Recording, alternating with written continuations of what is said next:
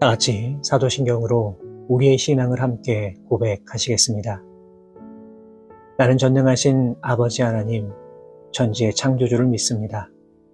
나는 그의 유일하신 아들, 우리 주 예수 그리스도를 믿습니다. 그는 성령으로 잉태되어 동정녀 마리아에게서 나시고 본디오 빌라도에게 고난을 받아 십자가에 못 박혀 죽으시고 장사된 지 사흘 만에 죽은 자 가운데서 다시 살아나셨으며 하늘에 오르시어 전능하신 아버지 하나님 우편에 앉아 계시다가 거기로부터 살아있는 자와 죽은 자를 심판하러 오십니다. 나는 성령을 믿으며 거룩한 공교회와 성도의 교제와 죄를 용서받는 것과 몸의 부활과 영생을 믿습니다. 아멘. 다같이 찬송가 405장 주의 친절한 팔에 안기세 함께 찬송하시겠습니다.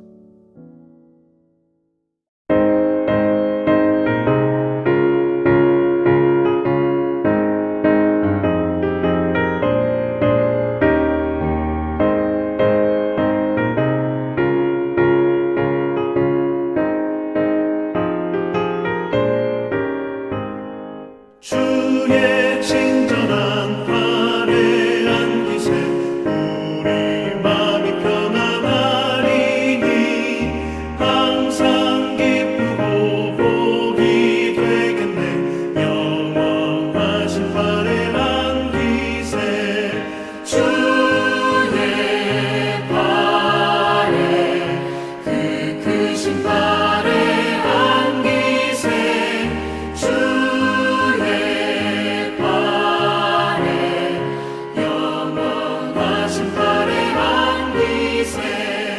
날이 갈수록 주의 사랑이 두루 광명하게 비치고 천성 가는 길 편히 가리니 영원하신 팔에 안기세 주의 팔에 그 크신 팔에 안기세 주의 팔에 영원하신 팔에 안기세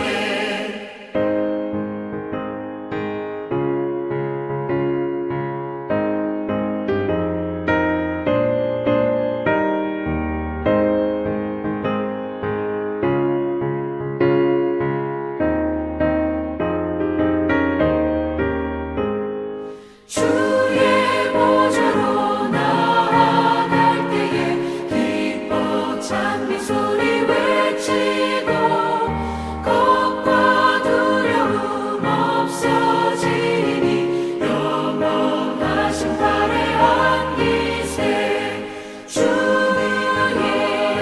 좌에 그 크신 팔에 안기세 주의 좌에 영원하신 팔에 안기세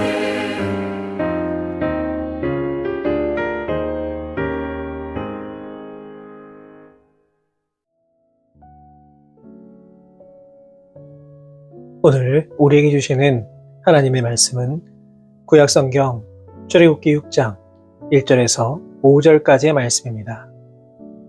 출애굽기 6장 1절에서 5절까지의 말씀을 제가 받들어 봉독하겠습니다. 여호와께서 모세에게 이르시되 이제 내가 바로에게 하는 일을 내가 보리라. 강한 손으로 말미암아 바로가 그들을 보내리라. 강한 손으로 말미암아 바로가 그들을 그의 땅에서 쫓아내리라. 하나님이 모세에게 말씀하여 이르시되 나는 여호와이니라. 내가 아브라함과 이삭과 야곱에게 전능의 하나님으로 나타났으나 나의 이름을 여호와로는 그들에게 알리지 아니하였고 가나안 땅 곧 그들이 거류하는 땅을 그들에게 주기로 그들과 언약하였더니 이제 애굽 사람이 종으로 삼은 이스라엘 자손의 신음소리를 내가 듣고 나의 언약을 기억하노라. 아멘. 우리가 살면서 우리를 참 우울하고 또 힘들게 만드는 그런 감정 중 하나가 바로 이 낙심이라고 하는 겁니다. 무엇인가 잘 될 것이라 생각하고 또 마음에 많은 기대감을 가지고 있었는데 내가 마음먹은 대로 되지 아니하고 내가 생각했던 것과는 전혀 다른 결과가 나타났을 때에 우리는 참 낙심하게 됩니다. 문제는 이러한 낙심이 커지면 무기력해지거나 모든 것을 내려놓고 싶은 그런 마음까지 들게 된다는 것입니다. 오늘 본문에 나오는 모세가 그러했습니다. 모세는 하나님의 명령을 따라 애굽의 왕에게 찾아갔고 하나님의 능력을 믿고 이스라엘 백성의 해방을 선포했습니다. 아마도 모세는 처음 바로 앞에 찾아갔을 때만 하더라도 이 자신감으로 충만했을 것 같습니다. 여러 가지 상황이 두렵기는 하여도 하나님의 능력을 의지하여 나아갔기 때문에 모든 것이 다 쉽게 풀릴 것이라고 예상을 했을 겁니다. 그런데 이 결과가 어떠하였습니까? 애굽 왕이 이스라엘 백성을 내보내기는커녕 오히려 노동의 강도를 더 증가시켰습니다. 어디 그뿐입니까? 이제는 건축에 필요한 자재를 주지 아니하고 스스로 만들어서 건축을 하도록 하였습니다. 그러다 보니 모세를 향한 백성들의 불만은 더 높아졌습니다. 결국 이러한 상황 속에서 모세는 크게 낙심하게 됩니다. 출애굽기 5장 22절의 말씀을 보시면 모세가 하나님을 향하여 어찌하여 이 백성이 학대를 당하게 하셨나이까?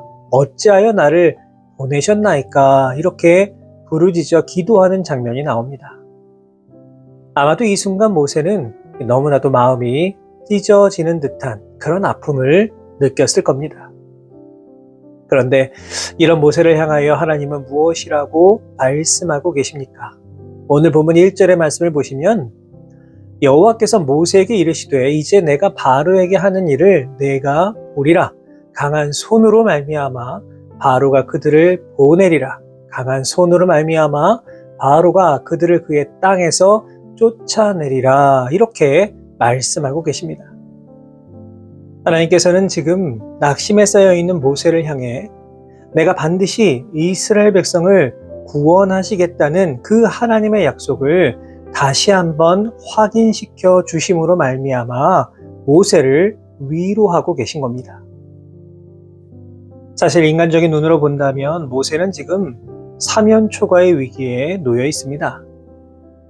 하나님 말씀만 믿고 바로를 찾아갔지만 바로에게 정말 보기 좋게 거절당하고 말았습니다.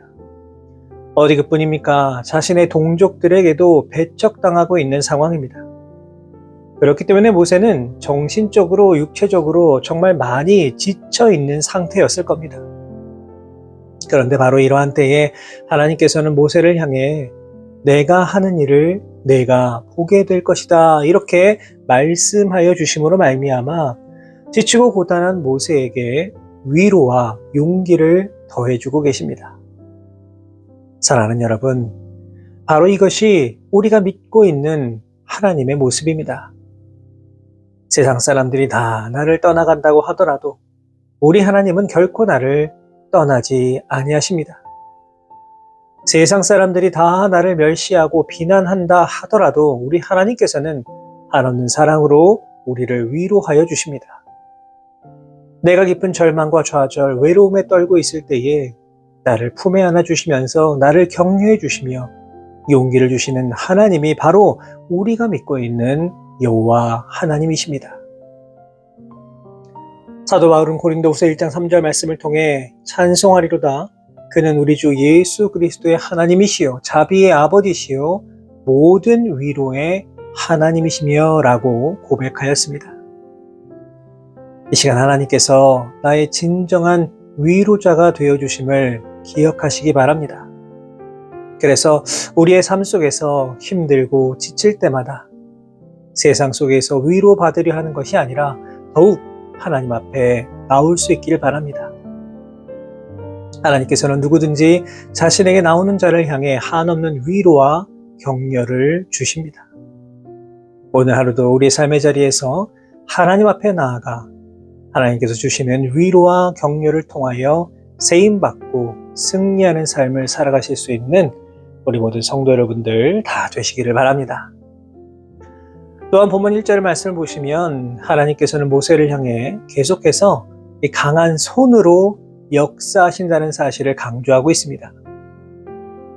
우리는 흔히 어떤 일을 진행할 때에 나에게 도움이 되는 무엇인가와 함께하게 되면 내가 무엇과 손을 잡았다 이런 말을 종종 사용합니다.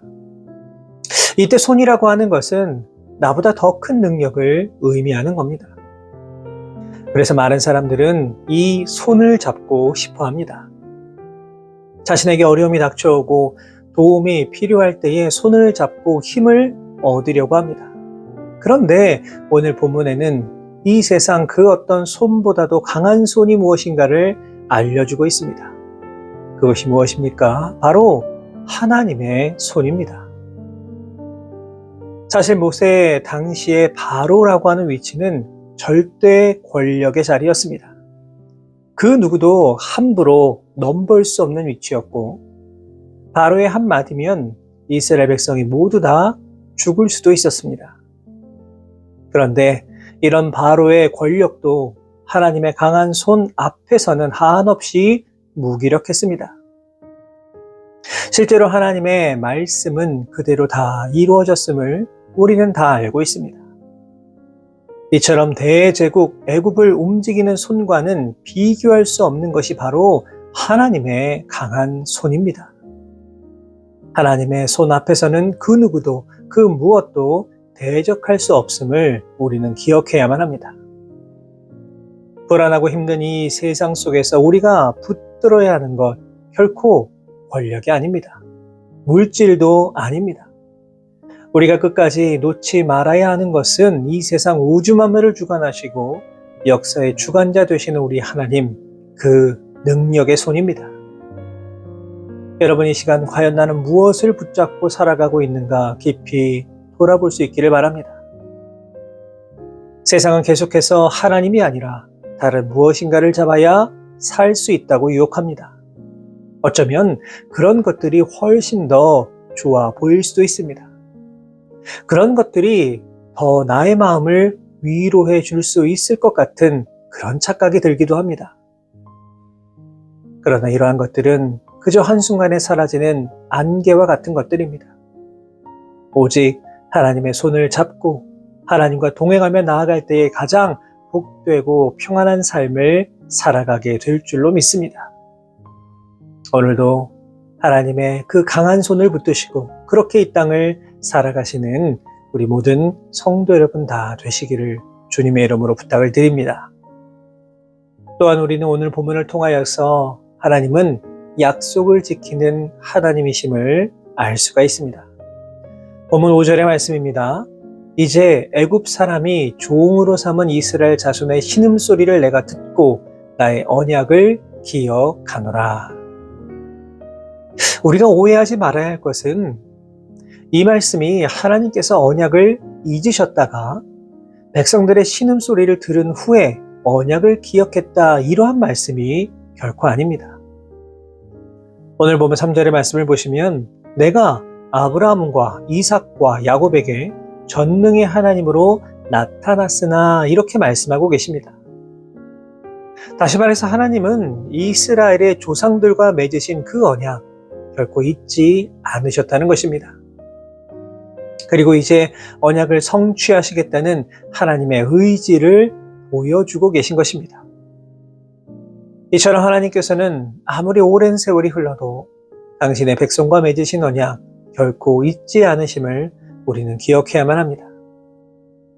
그런데 반대로 우리는 또 어떠합니까? 우리는 하나님과의 약속 정말 얼마나 지키며 살아가고 있습니까? 하나님을 처음 믿으며 감사와 감격의 눈물을 흘리며 하나님과 맺었던 그 약속들이 우리 안에 얼마나 살아 있습니까? 하나님의 자녀로서 세상 속에서 부끄럽지 않게 살아가겠다는 그 약속 얼마나 지키고 계십니까? 어쩌면 하나님과의 약속을 기억조차 하지 못하고 그렇게 살아가는 것이 우리의 모습인지도 모릅니다. 세상 사람들도 약속을 잘 지키지 않는 사람 좋아하지 않습니다. 하물며 하나님과의 약속을 잊어버리고 기억조차 하지 못하고 살아간다면 하나님은 결코 우리를 기뻐하지 않으실 것입니다. 사랑하는 여러분, 하나님께서는 이스라엘 민족과의 약속을 결코 잊지 아니하시고 그 모든 약속을 다 이루어 주신 것처럼 우리와의 약속도 결코 잊지 않으심을 다시 한번 기억하시기를 바랍니다. 험하고 힘든 세상을 살아갈 때에 오직 하나님께서 나의 진정한 위로자가 되어주심을 잊지 마시고 우리의 삶의 자리에서 하나님의 강한 손을 붙들고 하나님의 약속을 믿으며 그렇게 살아가실 수 있는 우리 모든 성도 여러분의 귀하고 복된 삶의 모습이 다 되시기를 주님의 이름으로 축원합니다. 기도하겠습니다. 하나님 감사합니다. 오늘도 우리를 사랑하셔서 귀하고 복된 날 허락하여 주시고 또 주님 허락하신 생명으로 새로운 하루를 맞이할 수 있도록 인도해 주시는 하나님 감사를 드립니다. 오늘 하루의 삶 속에 주님 온전히 동행하여 주시고 우리의 삶의 자리에서 주님의 기쁨이 되기 위하여 주님의 영광이 되기 위하여 최선을 다해 노력하며 살아갈 수 있는 우리 모두가 되게 하여 주옵소서. 사랑의 하나님, 오늘 우리에게 주신 말씀을 통해 우리가 무엇을 통해 위로를 얻어야 하는지 깨닫게 해주심에 감사를 드립니다. 힘들고 어려운 세상 속에서 살아갈 때에 낙심하여 지치고 힘들 때에 사람들을 의지하는 것이 아니라 순간적인 쾌락에 만족하는 인생이 아니라 하나님의 강한 손을 붙들고 의지하여서 우리를 진정으로 위로해 주시는 하나님의 놀라운 사랑을 경험하며 살아갈 수 있는 우리 모두가 되게 하여 주옵소서. 우리를 향한 하나님의 변함없는 약속이 있음을 언제나 잊지 않고 살아갈 수 있도록 인도해 주시고 세상 속에서 더욱더 하나님 바라보고 의지하며 살아가는 우리의 삶의 모습 되게 하여 주옵소서.